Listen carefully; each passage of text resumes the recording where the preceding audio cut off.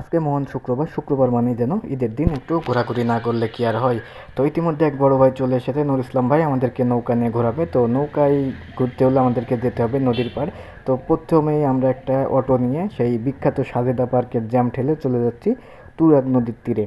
তো তুরাগ নদীর তীরে যেতে যেতে প্রচুর পরিমাণ কিন্তু রাস্তায় জ্যাম বেঁধেছে, কারণ শুক্রবার সবার ছুটির দিন, সবাই কিন্তু এই স্পটটাতে ঘুরতে আসে। তো ইতিমধ্যে আমরা চলে আসলাম নদীর পাড়ে।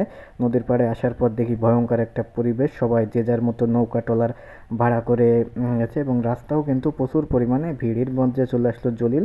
তারপর আমরা নৌকায় উঠে খাওয়ার জন্য হালকা পাতলা কিছু খাবার কিনে নিলাম।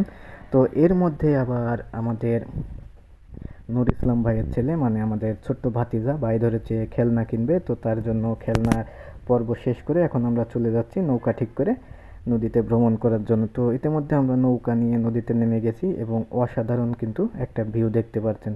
তো এই নদীতে এখন প্রায় শখানেক নৌকা ও ট্রলার ভেসে বেড়াচ্ছে, সবাই যে যার গন্তব্যে যাচ্ছে। ইতিমধ্যে জলিল নৌকার মাঝখানে থেকে উঠে একদম মাথায় গিয়ে বসেছে। এরপর আমাদের পালা, আমিও ভাতিজাকে নিয়ে চলে গেলাম নৌকার একদম মাথায় বসার জন্য। এখান থেকে বসলে কিন্তু ভিউটা অসাধারণ লাগে। হিজল গাছগুলো দেখছেন ডুবে গেছে, একসময় হিজল গাছগুলো একদম শুকনো ছিল, তার মানে কি পরিমাণ পানি বাড়ছে।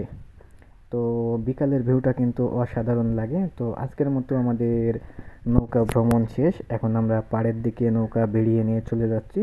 এরপর আসলো আমাদের যে যার থেকে বিদায় নেওয়ার পালা। আমরা সর্বশেষ সবাই সবার সঙ্গে বিদায় নিয়ে আজকের মতো জার্নিটা এখানেই শেষ করলাম।